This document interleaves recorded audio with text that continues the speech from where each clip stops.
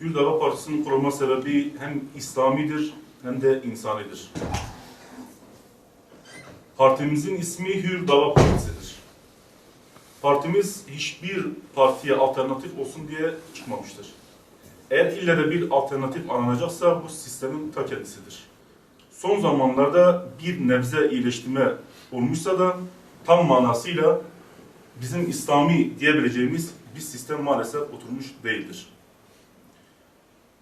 Değerli Müslümanlar, dediğimiz gibi Osmanlı'nın son dönemi, Cumhuriyet'in ilk yılları, baskıcı bir rejim, Cumhuriyet rejimi. Ne yaptılar bunlar? Bunlar gelir gelmez Kur'an-ı Kerim'i ortadan kaldırdılar.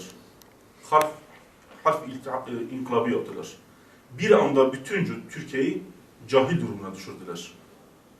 Daha sonra dikkat ederseniz bugün şu gördüğümüz tarihi camilerimizi, tarihi mekanlarımızı, medreselerimizi ahıra çevirdiler maalesef. Bakın bugün bile köylerimizde bazı mağaralarda dahi Arapça kitaplarımız, Kur'an-ı Kerimler daha çıkmaktadır. Bu o günkü baskıcı rejimin bir ürünüdür. Kardeşlerim, biz bu hissiyatı bütün hakkımızdan istiyoruz. Çünkü bizler Beytülmal'i teslim edeceğiz ona. Bitlis'in Beytülmal'ini ona teslim edeceğiz. Şehremini diyorlar. Şehremin. Yani bir şehrin emini. Aslında Osmanlı'nın son dönemlerinde belediye başkanlarına söylenen isim budur. Şehremin. Yani o şehrin emini. Yani bizim belediye başkanı seçerken kıstaslarımız olması lazım. Biz diyoruz ki Allah için bu kıstaslara riayet edelim ve bizim olmazsa olmazımız şu olsun. Bu kişi Allah Azze ve Celle kulluk ediyor mu? Allah Azze ve Celle ile arasındaki bağ nedir? Bu kişinin ticaret yapıyorsa ticari ahlakı nasıldır? İşçi ise iş yerindeki ahlakı nasıldır?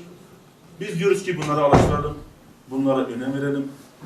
Siz değerli kardeşlerimden ricamız şudur, gençlerden özellikle ricamız şudur. Bir haftamız kalmış.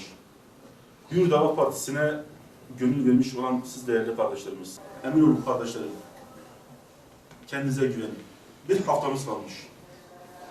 Emin olun Allah'a, bizim gayemiz belediye kazanmak değil. Bizim gayemiz Allah Azze ve Celle'nin davasını en ucra köşelere götürmektir. En tepelere götürmektir. En kuytu yerlere götürmektir. Vallahi bizim davamız Hazreti Adem'in davası neyse, Hazreti Nuh'un davası neyse, Hazreti İbrahim'in davası neyse, Hazreti Musa'nın, Hazreti İsa'nın ve son Peygamber Resulullah Aleyhisselatü Vesselam'ın davası neyse, Hür Dava'nın davası da aynıdır. Bundan kesinlikle şüpheniz olmasın. Bu gaye ve minvar üzere hareket edin. Ev dolaşın. Bütün kardeşlere gidin, amcalara gidin, dayılara gidin, ninelere gidin. 90 yaşındaki insanlara gidin, dua talep edin. 7 yaşındaki kardeşlerimize gidin. Slogan atsınlar. Hür Dava'nın sloganını atsınlar. Allahu Ekber desinler. La ilahe illallah desinler. Ve kardeşlerimize gidin. Kendiniz gibi genç kardeşlerimize gidin. Anlatın. Allah'ın davasını anlatın. Vallahi Allah'ın davası geliyor. Gümbür gümbür geliyor. Vallahi bu güneş doğmuş. Bu güneşi hiçbir güç engelleyemez. Allah Azze ve Celle'nin nuru doğmuş Allah'ın izniyle.